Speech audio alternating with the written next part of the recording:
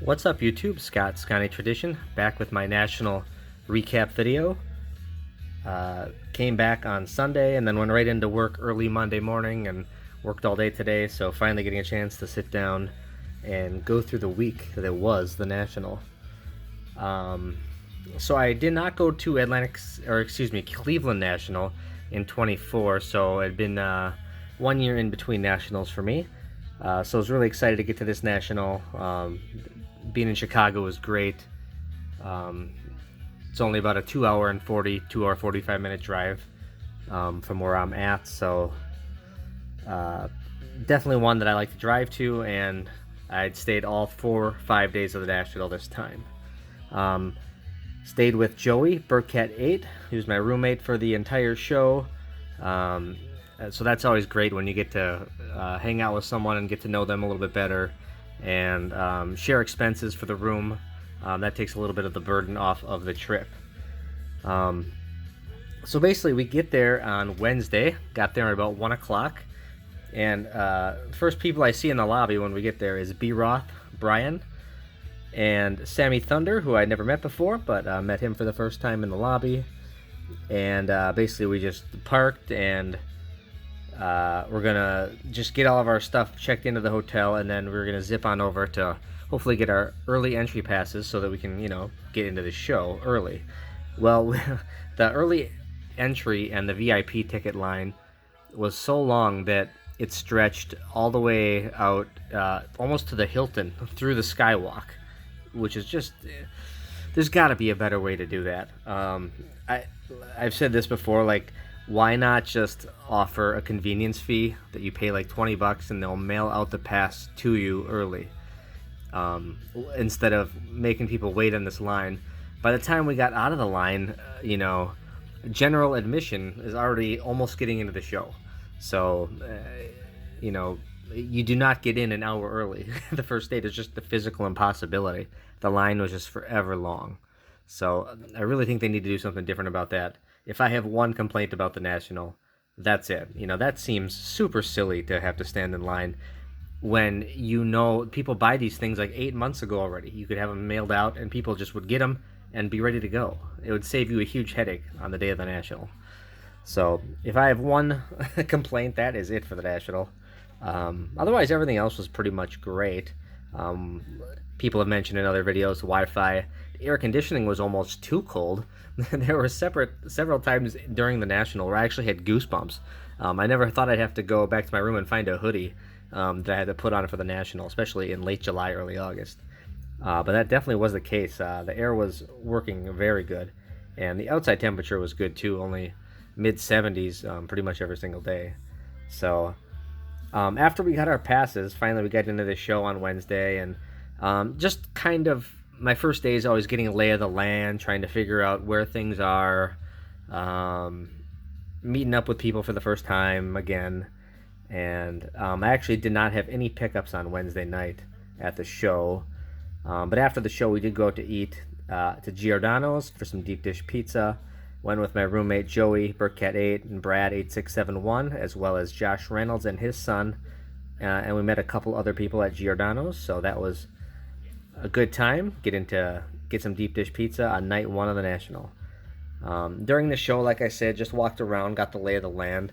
I think on Wednesday is when I walked around with Andrew Nuffsid Cards. We probably walked around for, it seemed like damn near an hour after we were done talking, and looking at cool non-sport cards. And we were in that upstairs area where it was like super tight, and it was almost like impossible to maneuver up there. They had all this extra space, and they didn't utilize it properly. Basically, the aisles were too small, and that was like the last time I went upstairs, was on Wednesday. But it was awesome hanging out with Andrew. Love chatting with him. Anytime I can hang out with Andrew, I'm just super happy to be able to do so. So that was on Wednesday. On Thursday, pretty much most of the day, I walked around with Joey and Brad a lot at the show. On that day, also met up with, I wanted to meet George for the first time, Diamond Yard Sports Cards, so I made it a point to find his booth. And of course, George and James, who I already met, was there, and George, they have their own booth at the National as dealers, so it was great to meet Diamond Yard Sports Cards in person. Great guy, pretty much everything I thought he would be, and just one of those people I was really looking forward to meeting this time around. And then while we were there at that booth, Orlando had stopped by that booth as well, so got to meet him after a couple years, and glad to see he's doing well. It was a pleasure to talk with him as well, as should not be a surprise. And also, Dustin, Sports Card Dad, was actually in that area as well, so met him for the first time, chatted with him. We had some good conversations. As far as pickups go, that was the day that I picked up this guy. So this is the Jerry West rookie card, and you can tell very nicely put together for a PSA 4. I walked around the show pretty much all day Thursday without making a pickup, and then it was about 45 minutes or so before the show was going to close, and I saw this card earlier in the day, decided to come back to it, and was really a great seller from Massachusetts. I think it's called like JRP Sports Cards or something like that. They were kind of right near the Omaha Sports Card booth in that third big room of the National. So, great seller. He worked with me on price a little bit, came down a little bit, and this is just a card that you're not going to go wrong buying. I call this a meat and potatoes card. It's just, the card will always have value, will always have desire. He's the logo of the NBA, and pretty much he's the last big rookie I needed to complete that set. I have the Wilt and the Oscar already. Now I got the Jerry West, so just super happy to have that. And like I said, a nice card it is. Let's take a quick look at the back. Exactly the kind of card I look for, mid-low grade with high eye appeal. If it's not part of my Packers Team Hall of Fame set, this is pretty much what I'm looking for. So, was real excited to make a deal. Finally, opened up the the wallet and made a deal for a card. So that was my first one, the Jerry West rookie card. And then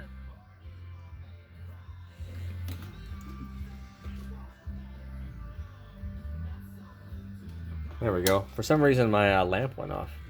Interesting. And then after that, we went to the YouTube get-together, which I'm sure if you've seen all the videos, you know we got booted out of the Embassy Suites, which was not fun.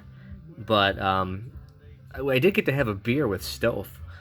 Stove Sports, Mark is a great guy. It was awesome to chat with him a little bit there. He hasn't made a video in like forever, but he did make a nice rambling 3 in the morning video from an old care package he got recently, so you have to go check that out. But I owe you a beer, Mark. I appreciated getting to talk with you. Always a highlight of the show to get to chat with you, my friend. So thank you, and thanks for the beer suggestion. Now I'm trying to figure out how I can get some Maplewood Son of Juice, because they do not have it where I'm at. I have to drive down to like northern Milwaukee. It's like the closest spot that I can find it. So I'm gonna have to do that. But definitely a lot of fun hanging out. So yeah, the YouTube hangout got broken up, and instead of hanging out, Joey and I and Brad walked to the Mexican restaurant, and there's like a Tom Petty tribute concert going on, of course, so it just was super loud over there, and we got to eat Mexican. But we came back, and we saw that there was a gathering on the grassy knoll of the Embassy Suites, so did get to hang out with some people there, made it in time for the YouTube picture of whoever was left. Chatted with a couple people there. Of course, Dave and his son Caden were there. Blue Jacket 66. Bill Hall of Fame Collector, chatted with him. Rick, Vintage Oddball, Dave's Midlife Card Crisis, and so many others were there. And then earlier in the day at the show, I believe, that's when I ran into Ed Weskergriff, and he hooked me up with this awesome Walmart Blue Christian Yelich in PSA 10, which is an awesome card. Fits perfectly in my collection. I love this year of Topps Update. Yelich actually having a really pretty good, darn good year. So thank you, Ed, for thinking of me. I really appreciate that. Definitely fits perfectly into my collection. Always a great time walking around with you at the National, and I definitely made it a point to seek you out on Thursday. And this came actually the day before from Josh Reynolds. He was giving out cards to the people that he sees at the National. This is as close to a vintage card as he had in his collection, the Don Larson autograph. So I'm now a proud recipient of that. So thank you, Josh. Appreciate that. So after Thursday got over with, there was a couple cards that I decided I was going to try to go back and see if I could get. One was a Bart Starr Rainbow Foil 5-star rookie. Not a rookie, just a 5-star card, excuse me. And then the other one was another Bart Starr that was at Omaha Sports Cards. So I stopped to look for the 5-star auto first. I was going to possibly grab that one, and guess what? It was gone. Wasn't there. Literally was the only card gone in that entire case. So someone came and bought that card. And it turned out that that was another gentleman I know from the Packers group. His name's Brian O'Connor, and I'd never met him before, and I just happened to walk up on him at the National, which was hilarious. And he's like, hey, I know you. And I'm like, all right, I know you. And we met and chatted, and great guy. It was awesome to meet him. But what was funny is that I found out that he's the one that bought that one card that I was looking for. So just go figure, right? But before that, I had actually went back to Omaha Sports Cards and made sure to buy this card on Friday morning. And this is the 2000 Finest Bart Starr Refractor Auto. And what a card. In Gem Mint 10, this is only Pop 2, which is pretty low, obviously. And last sale was like 2018 on this card, so it's been like 7 years since one has sold. So it was kind of hard to gauge a price, but I decided to pay up for it a little bit, and I do not regret it. This is an on-card large Bart Starr auto from Finest Moments, which is a great card. You can see a streak on the case there. I got to clean that off. And then on the back, it talks about the ice bowl itself and the sneak and what exactly happened during the play. So they just don't make cards like this anymore. So this was my other really big pickup of the National right here. It was the Bart Starr from Finest Moments.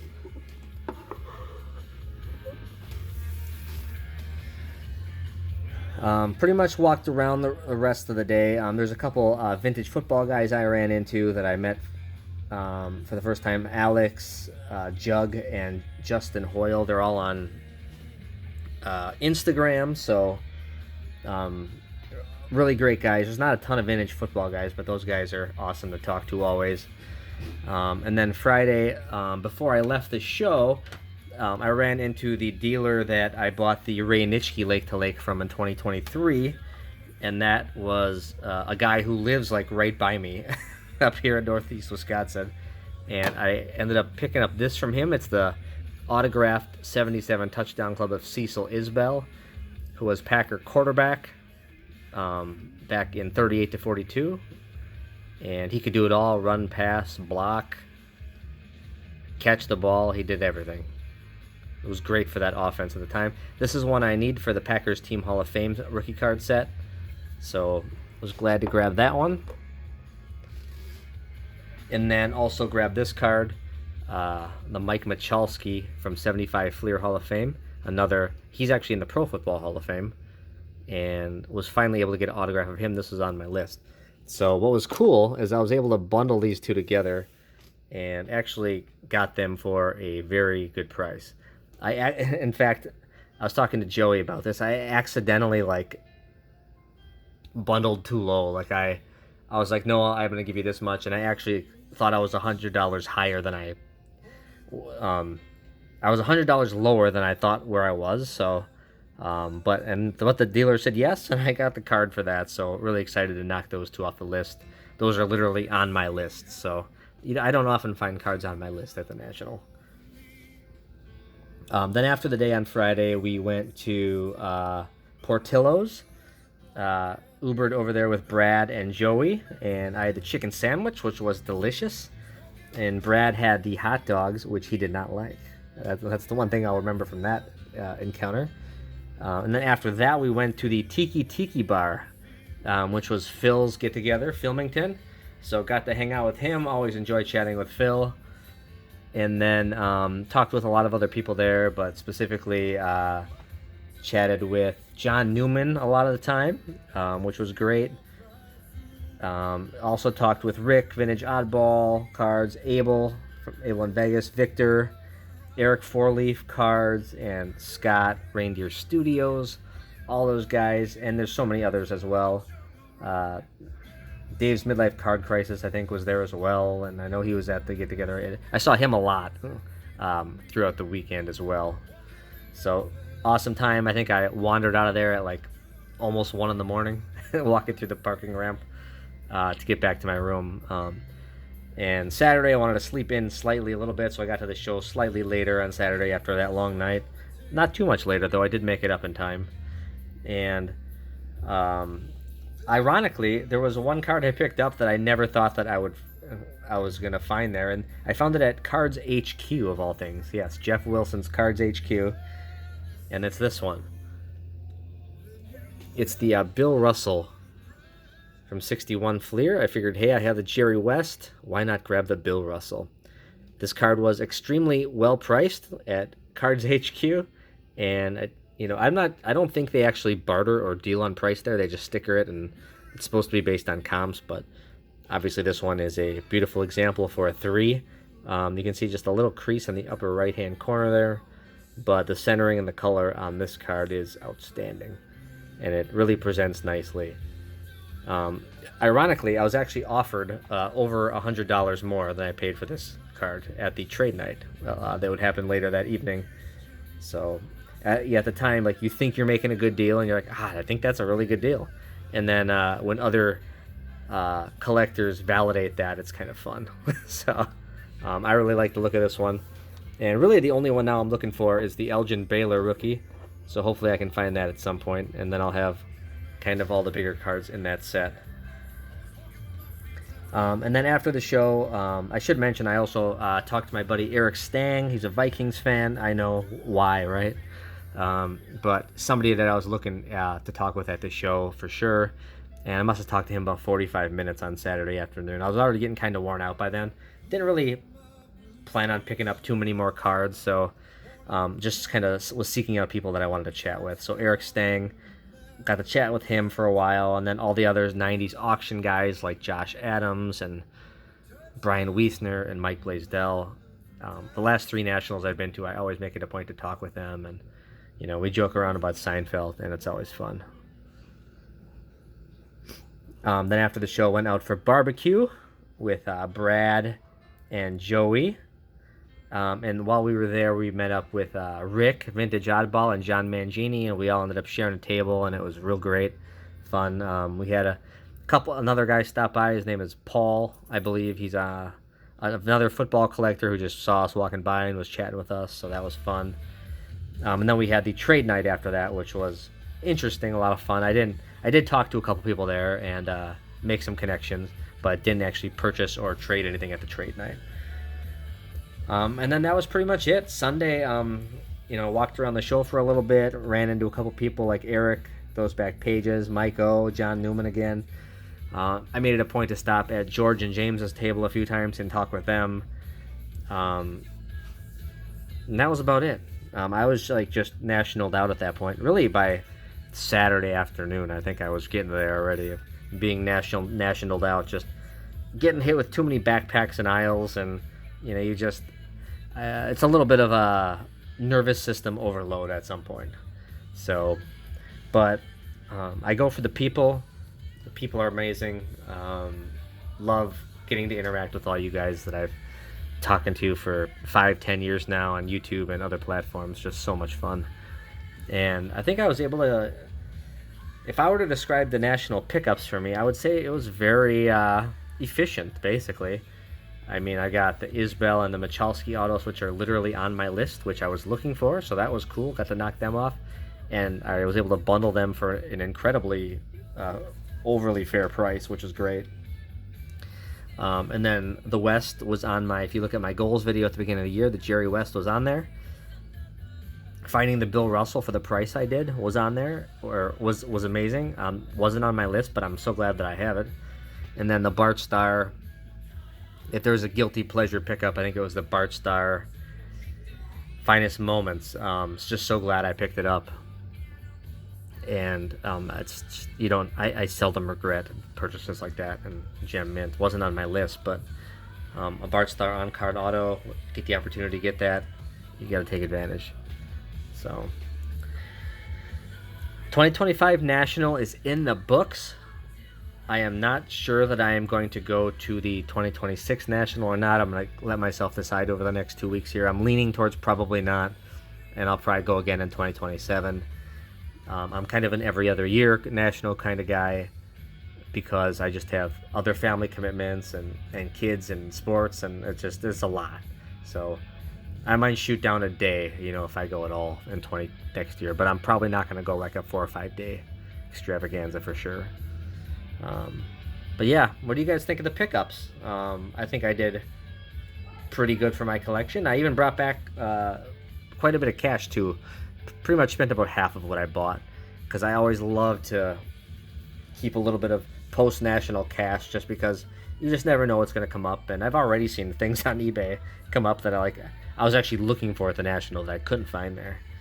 A lot of stuff, a lot of cards, like especially being a Packers collector, Wisconsin is so close to the National that stuff gets like majorly picked through, and that's something I got to remember for the next National I go to, is that if you see something and you like it, probably buy it, because there's going to be some Packers collector rolling through that's going to buy it. That's the truth. People are going to want to merit their trip down there to the show, and they're going to want to pick up something, and they're going to pick it up even if it's priced high. Because every time I came back to a Packers item, pretty much, it was almost certainly like 75% of the time it was gone before I could come back and grab it. So that's something I just need to keep in mind to be opportunistic with next time. Otherwise, if I chatted with you at all, I really appreciate our interactions. Everybody that I chatted with, that's what the highlight of the show for me. I really, really enjoy that.